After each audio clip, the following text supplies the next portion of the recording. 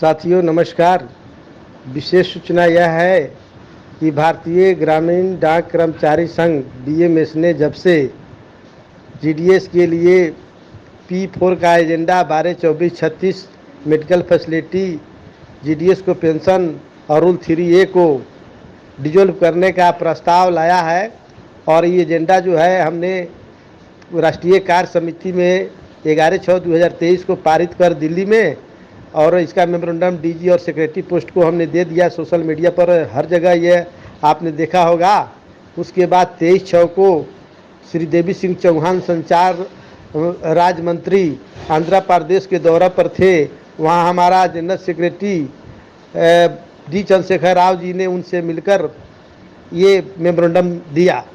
आगे हम संचार मंत्री रेल एवं संचार मंत्री माननीय श्री अश्वनी वैष्णव जी से मुलाकात करने का समय लिया है। वहाँ भी इस बात को रखूँगा, और बात नहीं बनी तो फिर महाधरना दिल्ली के लिए हम तैयारी के लिए पूरे देश में सब लोगों को जागृत कर रहे हैं। हर राज्य का हम सभी जो जहाँ है वहाँ जागृत कर रहा है, दौड़ा कर रहा है, सोशल मीडिया वगैरह से कर रहे हैं।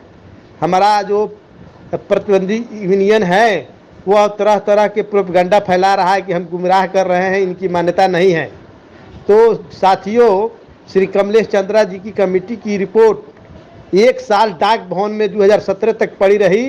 कोई मान्यता प्राप्त हिंदुस्तान का यूनियन, जो सबसे बड़ा हिंदुस्तान का जीडीएस का ठेकेदार जो है, लीडर है, वो एक शब्द नहीं बोल पाए।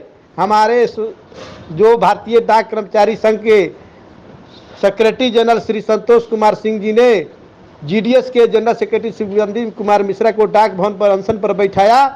तो अगले दिन जो है कि तत्कालीन सेक्रेटरी भारतीय डाक श्रीमान नंदा साहब आकर जूस पिलाए, अनशन टूटा।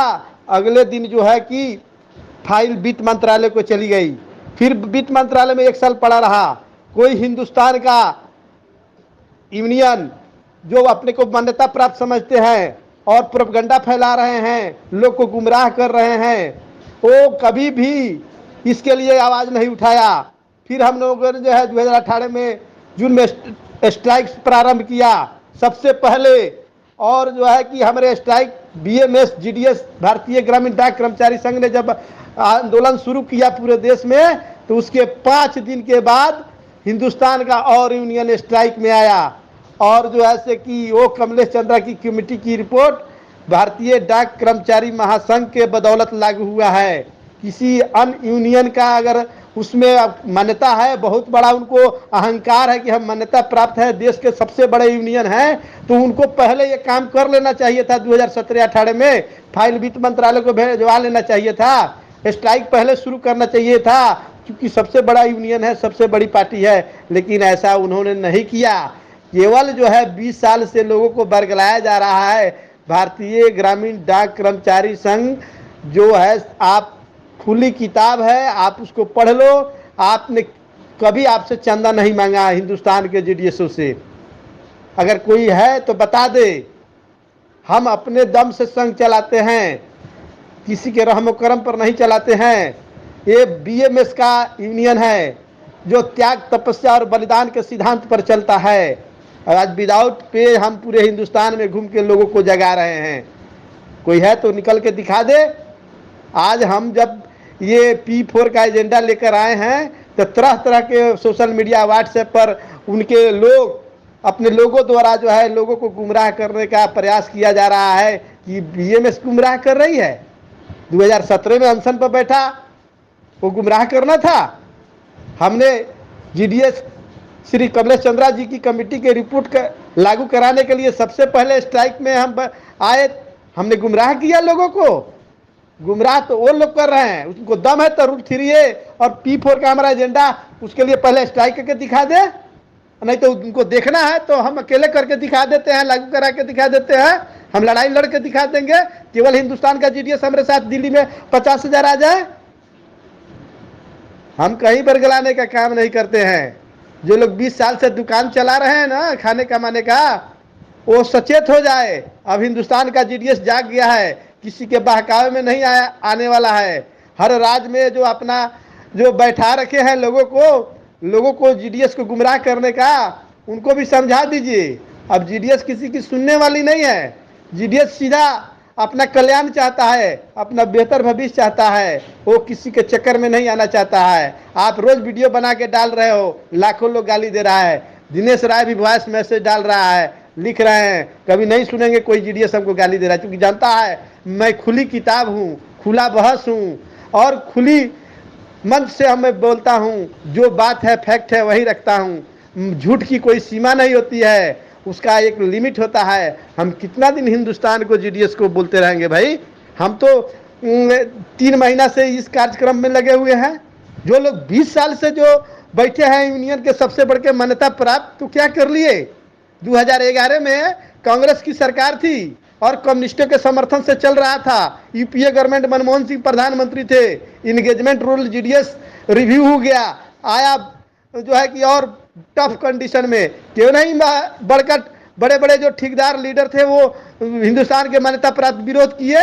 क्यों नहीं उसको निरस्त करा दिए? क्यों नहीं कम्युनिस्ट जो संसद देश के हिस्से से बहुत बड़ी संख्या में जीत कर आए थे, वैसा कभी इतिहास में नहीं जीते थे, उनसे मिलकर जाकर कहते कि सर आप मनमोहन सिंह को, तत्कालीन संचार मंत्री को आप सभी लेटर लिखो, लोकसभा में क्वेश्चन करो, इसको निरस्त कराओ जीडीएस इंगेजमेंट रूल। जीडीएस का इंगेजमेंट रूल लागू हो गया 2011 में। हमारी सगाई हो रही है। इंगेजमेंट का मतलब क्या है? सगाई। हमारा सगाई है डिपार्टमेंट से, हम तो कर्मचारी है। तो इसके लिए आवाज नहीं थी। आज जब हम निकले हैं, हमने 2017 में भी अनशन करके दिखाया, 2018 में आंदोलन करके दिखाया। अब क्या सर्टिफिकेट चाहते हो? हम मान्यता प्राप्त यूनियन का सर्टिफिकेट हमसे मांगते हो? हम बिना मान्यता प्राप्त के डीजी, सेक्रेटरी और मंत्री से मिलकर अपनी बात को रख लेते हैं। सारा सोशल मीडिया देश दुनिया देखता है। आप एक कभी सेक्रेटरी से मिलकर अपना कोई मेमोरेंडम तो देकर दिखा दो। क्या बात करते हैं भाई? अरे कुछ करना है जीडीएस के लिए तो कीजिए, बरगलाइए मत। हम नहीं किसी जीडीएस को दबाव देने जा रहे हैं तुम हमारा मेंबर बन जाओ। आप प्रचार वीडियो बना के कर रहे हैं, बहुत बहुत धन्यवाद। आप ज्वाइन करो, आपको शुभकामना है, और आइए हमारा मेंबर, हमारे संघ का बन जाओ। आप लोग वीडियो बना के डाल रहे हैं। दिनेश राय कभी नहीं कहता हमारा मेंबर बन जाओ। जिसको बनना होगा मेरे काम से अट्रैक्ट होंगे और बनेंगे। मैं अच्छा काम करूंगा, लोग जुड़ते जाएंगे, कारवा बढ़ते जाएगा, हर कदम हम आगे निकलते जाएंगे। किसी के रुकने से हम रुकने वाले नहीं हैं।